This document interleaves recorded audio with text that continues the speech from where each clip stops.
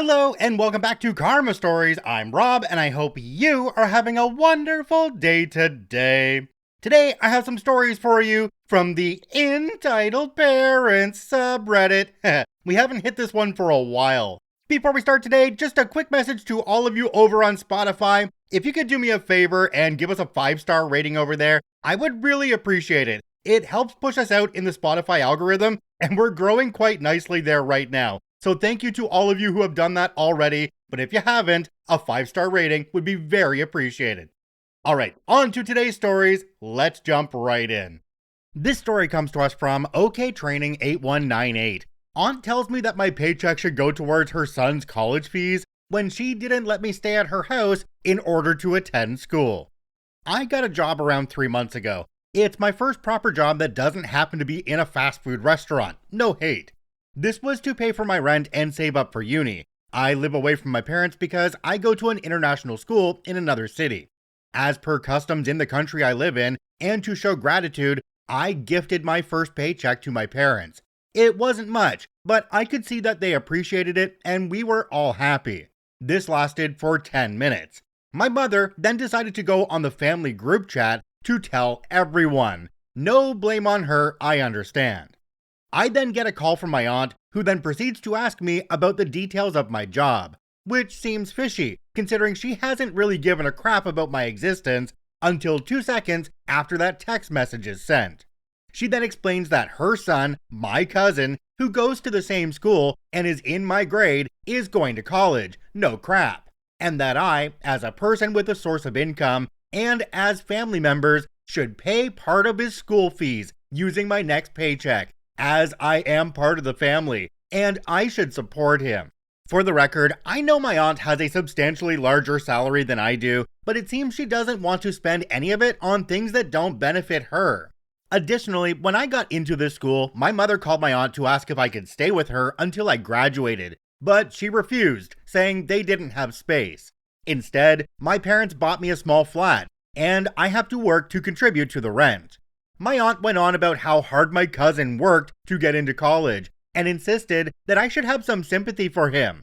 Honestly, I don't feel any sympathy for a kid who stays out all night and barely puts in the effort at school. With the little patience I had left, I politely reminded her that most of my salary goes to my own basic needs, such as paying rent and buying food, as well as saving up for my tuition fees. To which she rudely responded with, "If you can do that, you should be able to donate some money."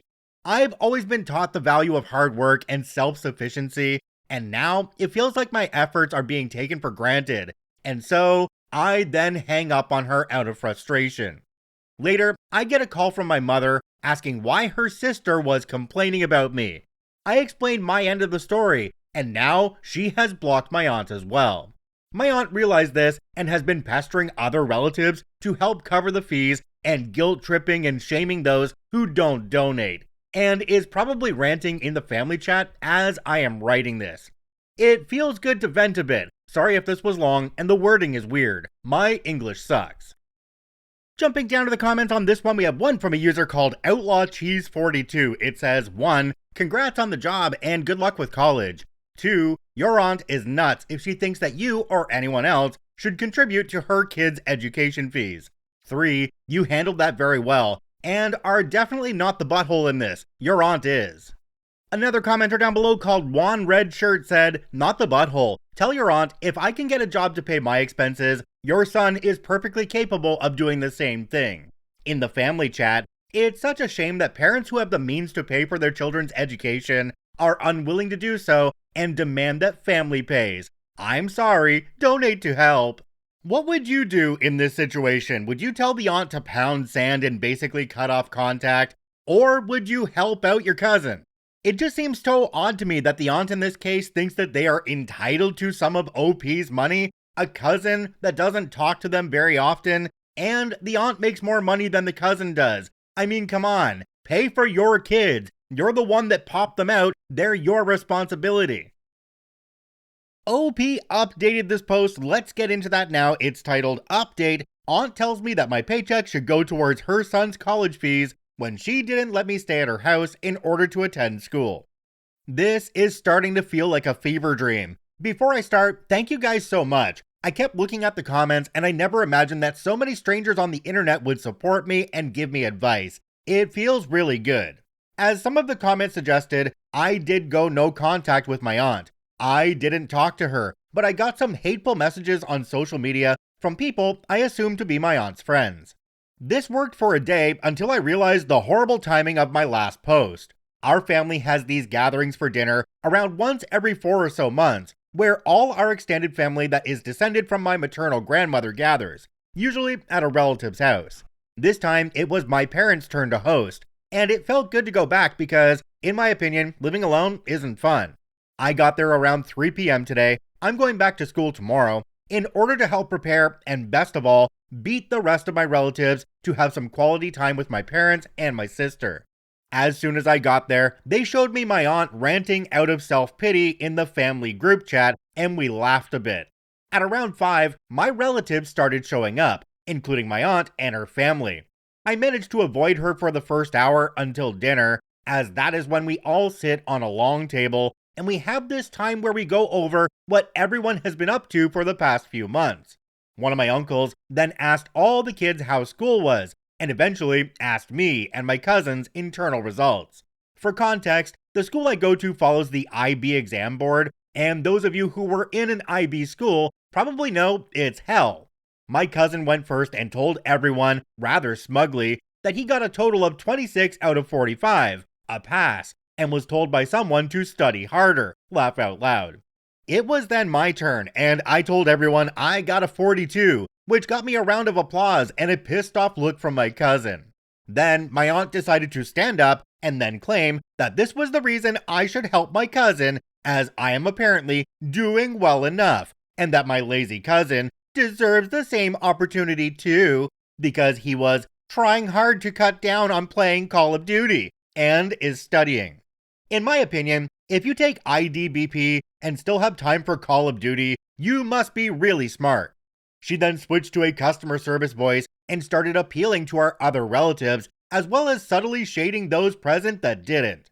As some of you suggested, I went and told her that I will donate, but only the same amount of money she paid for my school fees, aka nothing, and that if my cousin really needed money, I would be glad to share my employer's information with him.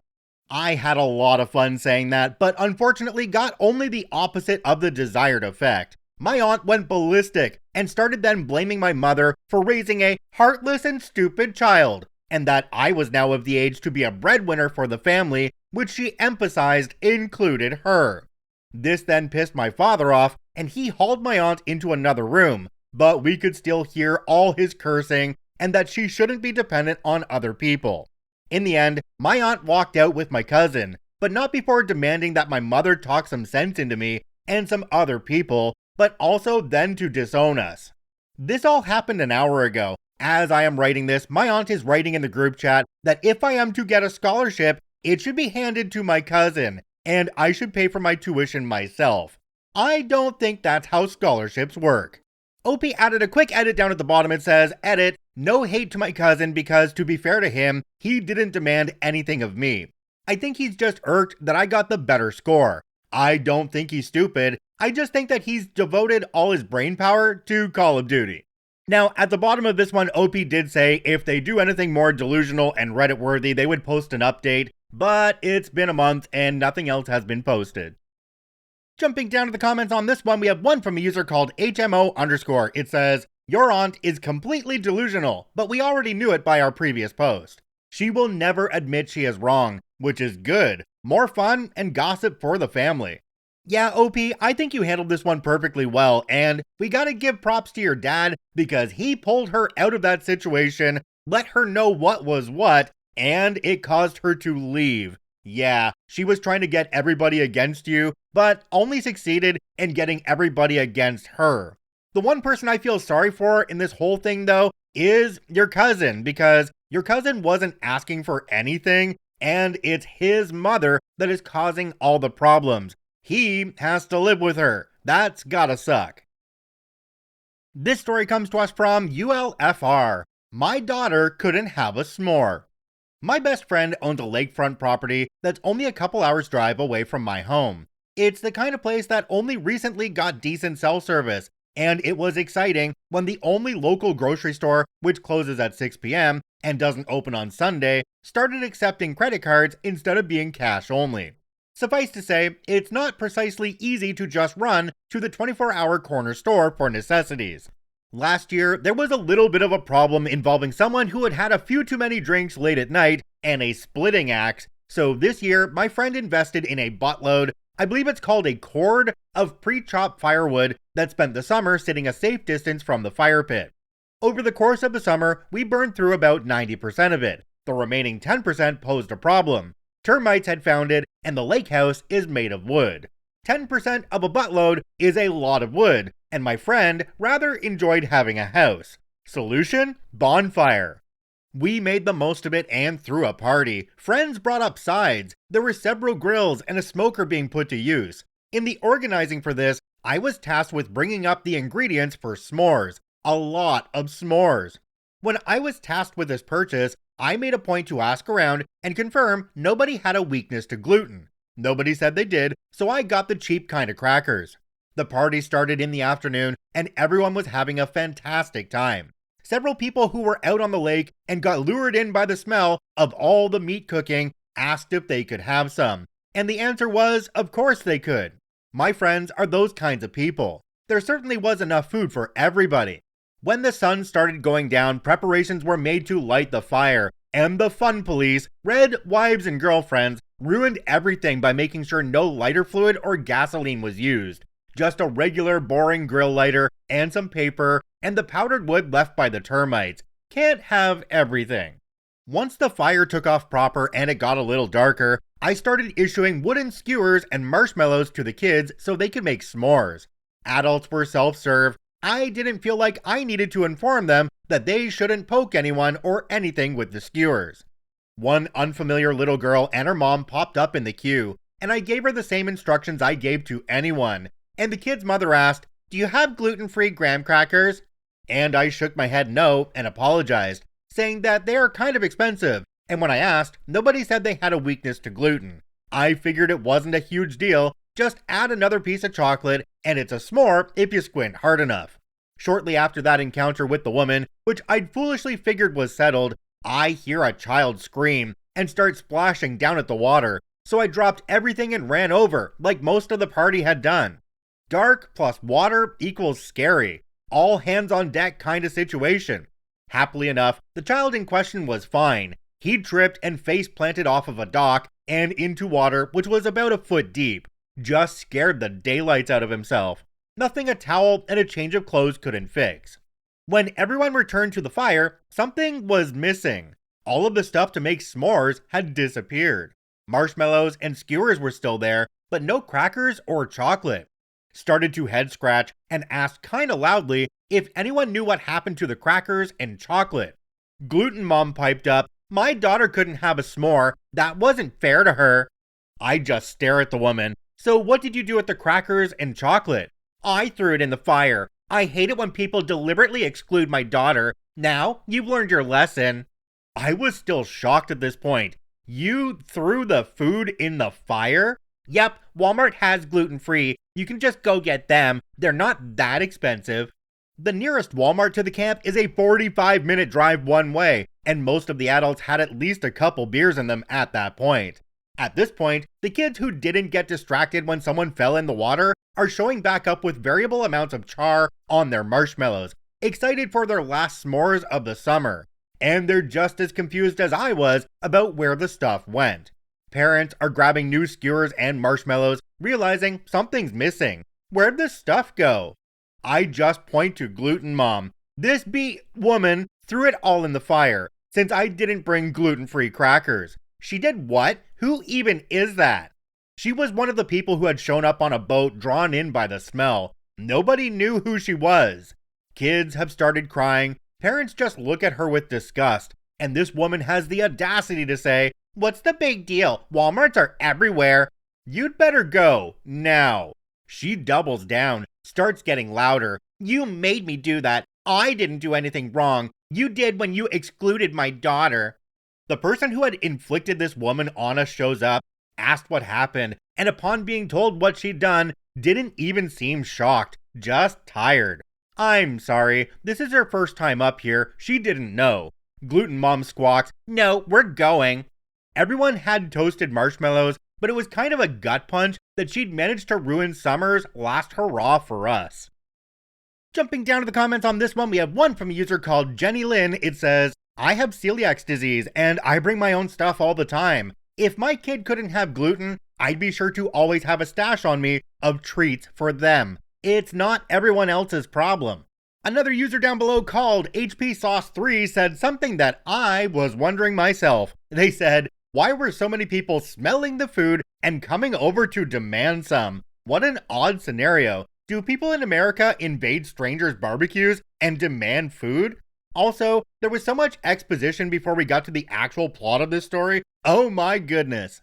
Alright, so I guess I'm just not the camping kind of person and I've never been in a situation like that. But apparently in the comments down below here, they say it's pretty common for people just to show up and see if they can get some food. But usually they have something to trade or barter with, like moonshine or other things. In the case of this Karen though, I mean, who in their right mind throws away food they didn't buy themselves at a party they weren't even invited to be at? That's weird. Hey, Karen, you're now paying for that food. Or maybe the next splash in the water might be a much larger one. This story comes to us from Maybe a Lawyer 83. An entitled mom just chewed me out because if she'd known there would be a 10-minute delay caused by my car battery dying, she would have chosen a different parent to pick her daughter up from school. A mom from my 11-year-old daughter's middle school just went off on me because I offered to help her out by picking up her 11-year-old daughter after school and bringing her to my house where the girls could play.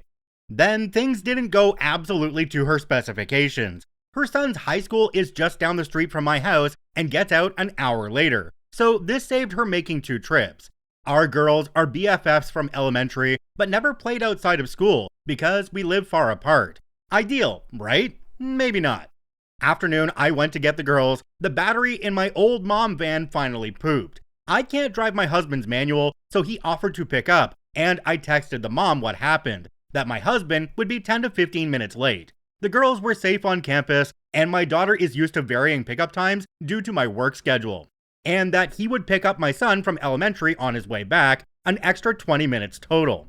They would still be back before she came to get her son from the high school. She called me livid because, in her words, this was a serious situation that warranted a call, not a text. That being late for the pickup is not ideal, regardless of the circumstances. That her daughter should not have to spend her time waiting to get picked up when she thought she would be playing at someone's house. Should not have to sit in a car an additional 20 minutes for the extra trip of picking up my son. And should not be picked up by a man she doesn't know, in a car she doesn't know. Mind you, my husband had attended school functions for years. He's not a stranger.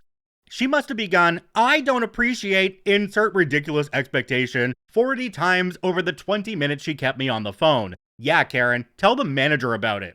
She seemed horrified that I was so chill, especially after she learned my daughter's Apple Watch is Wi-Fi only, meaning I couldn't call her, and that I assumed the girls were mature enough to adapt to a minor change circumstance.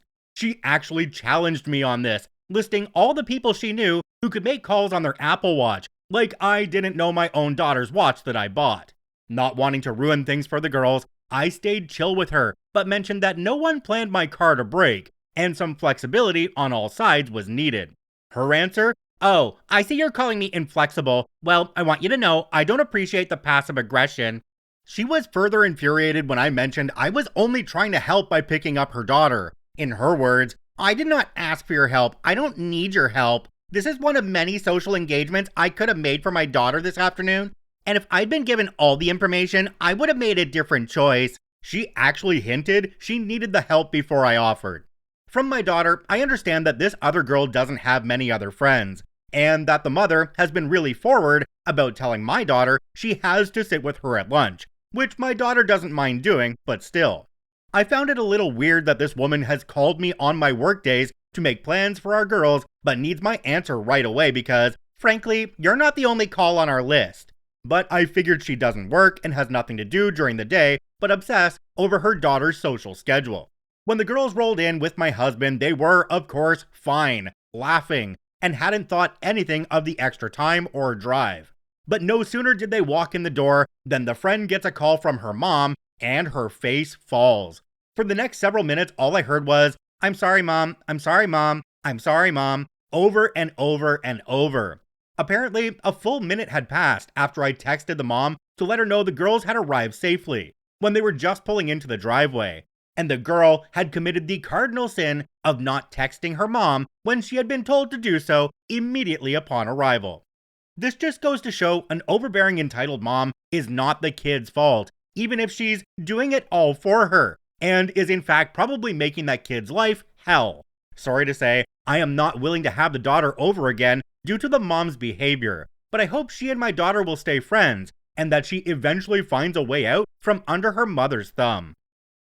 Jumping down to the comments on this one, there's one from a user called Hoops2Bugs. It says, "You may want to let your daughter have her over from time to time so she has a place she can relax. It will probably mean a lot to her. I know the easy and logical way is cutting the drama out, but..." OP responded and said, "I truly don't want to dissuade their friendship, but as far as socializing outside school, the mom is the gatekeeper to everything, and I can't deal with her. Hopefully there will be some third-party events they are both invited to, and truly hope that by high school, her mom butts out.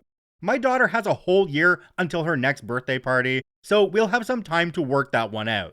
Another commenter down below called Lisa Knows Best said, "Yeah, you can't, unfortunately, ever do anything with that sad little girl again. Poor kid. Your daughter sounds like a good one though, so maybe she'll stay friends with the other child at school. Make sure your daughter knows that she shouldn't feel pushed around by the other mom though. She's to stand up for herself, or get a rational adult to interfere if the other mom flips her crap on your kid."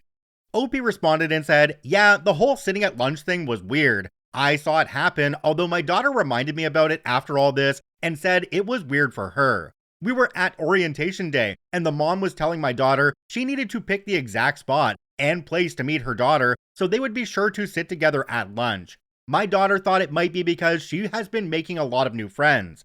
These girls rotate friendships a lot, but she wasn't cutting her old friend out either. Just weird for a mom to get involved like that. I'm kind of sitting on the fence on this one. I don't know if they just cut this girl out altogether and let their daughter see her at school and that's it, or if they allowed themselves to be the safe place that this girl needs away from her mother. Now, I can understand if that doesn't mean picking her up from school anymore, because I wouldn't want to do that, that's for sure. But maybe in a public place, they could meet and play at a park or something like that, just to give this girl a few minutes of being around a normal family that treats her well and appreciates her for who she is. Let me know what you all think on this one though. If you're on YouTube or Spotify, drop a comment down below. Alright, I think we'll end this one here. If you enjoyed this episode, make sure to follow us on your preferred podcasting platform. If you're on YouTube, do us a favor and drop a like on the video. It really does help us out. I thank you for watching and listening. I hope you have a wonderful day, devoid from Karens, and we'll see you tomorrow.